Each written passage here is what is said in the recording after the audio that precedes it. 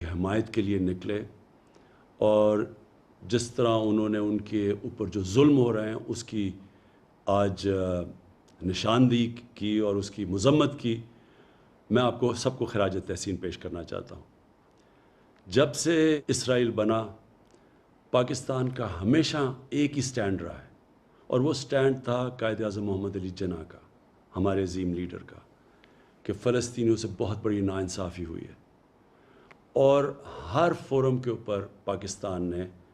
فلسطینیوں کے ساتھ کھڑے رہے. 27ویں رات کو میں مسجد نبوی میں تھا جب مجھے پتہ چلا کہ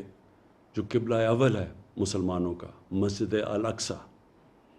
ادھر جب 27ویں کی مقدس رات کو لوگ نماز پڑھ رہے تھے تو اسرائیل کی پولیس ہے اس نے ان کے اوپر تشدد کیا. اور ساتھ ساتھ پھر یہ اسی چیز کا بھی علم ہوا کہ جو فلسطینی فیملیاں 70 سال سے اپنے گھروں میں رہ رہی تھیں، کئی فیملیز کو اسرائیلی سیٹلرز نے ان کو گھروں سے نکال دیا. اس کی وجہ سے ایک نیا انتشار شروع ہو گیا. اور پھر جو غازہ کے اوپر جس طرح کی بمباری کی گئی، دنیا کی سب سے طاقتور ترین فوج ہے، نہتے فلسطینیوں کے اوپر جس طرح کی بمباری کی گئی جس میں بچے مارے گئے، تو میں اگلے دن 27ویں کا جو اگلے دن تھا، میں نے جو OIC کے سیکرٹری جنرل ہیں ان سے ملاقات کی اور ان کو تب کہا کہ OIC کو اس کے اوپر سٹینڈ لینا چاہیے اور یونائٹڈ نیشنز میں ایشو کو اٹھانا چاہیے. جب میں پاکستان آیا تو میں نے کنگ سلمان سے بات کی اور ان سے بھی یہی ہم بات کی کہ یہ جو ظلم ہو رہا ہے فلسطینیوں پہ اور جو الاقصی میں ہوا ہے، اس کے اوپر ہمیں اپنی آواز بلند کرنی چاہیے. ترکی کے جو پریزیڈنٹ ہے طیب اردوغان، ان کی مجھے کال آئی، انہوں نے بھی یہی چیز کہی. مہاتر محمد کی میسج آئی، کال آئی، انہوں نے بھی یہی چیز کہی. اور پھر میں نے بات کی فلسطین کے جو صدر ہیں محمود عباس، اور ان سے ہم نے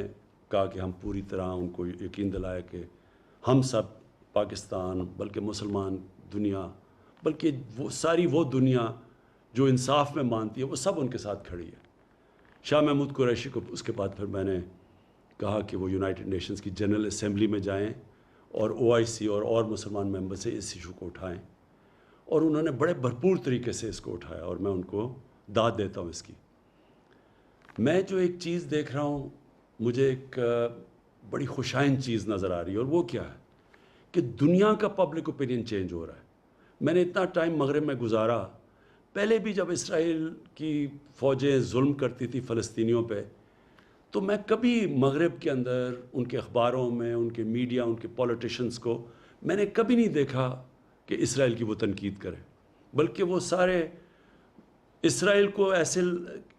ہوتا تھا کہ جیسے ظلم اسرائیل پہ ہو رہا ہے. لیکن یہ پہلی دفعہ ہے کہ وہاں سے آوازیں اٹھنی شروع ہوئیں، ان کے اخباروں نے اس کی تنقید کی،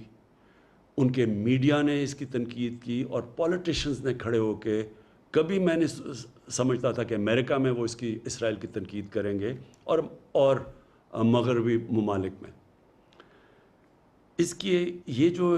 پبلک اوپینین تبدیل ہوا ہے، اس کی ایک بہت بڑی ایک اور وجہ ہے سوشل میڈیا. مین میڈیا اگر کوئی رپورٹ کو روکتا بھی ہے، کوئی سینسر بھی کرتا ہے، تو سوشل میڈیا پہ ایک ایسی فورس آ گئی ہے کہ اس سے اب کوئی بھی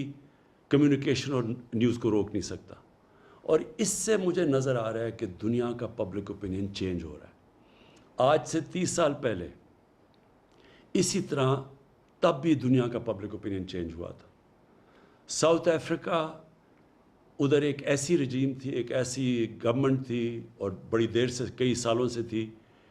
جو نسل پرست تھی، جو ایشینز اور افریکنز کو برابر کے شہری نہیں سمجھتی تھی، اور ان کے ساتھ بڑی بڑی دنیا کی طاقتیں کھڑی ہوئی تھیں اس نسل پرست رجیم کے ساتھ. لیکن جب دنیا میں پبلک اوپینین چینج ہوا تو یہی جو طاقتور قوتیں تھیں، جو ملک تھے، انہوں نے زور لگا کے ساؤتھ افریقہ کے اندر ان کو رجیم کے اوپر، جو ساؤتھ افریقن گورنمنٹ کے اوپر، انہوں نے ان کو مجبور کیا کہ وہ برابری کے حقوق دیں افریکنز کو اور ایشینز کو. اسی طرح کا میں میں ایک شروعات دیکھ رہا ہوں کہ انشاءاللہ دنیا کا جو پبلک اوپینین چینج ہو رہا ہے، دنیا کا پبلک اوپینین اب زور لگائے گا، بڑے بڑے یہ جو ملک ہیں جو اب تک سپورٹ کرتے رہے ہیں اسرائیل کو، یہ پورا پریشر ڈالیں گے کہ فلسطینیوں کو بھی ان کے حقوق دیے جائیں. اور انشاءاللہ ایک دن آئے گا جب کہ فلسطین کے لوگوں کو اپنا ملک ملے گا، ایک منصفانہ سیٹلمنٹ ملے گی،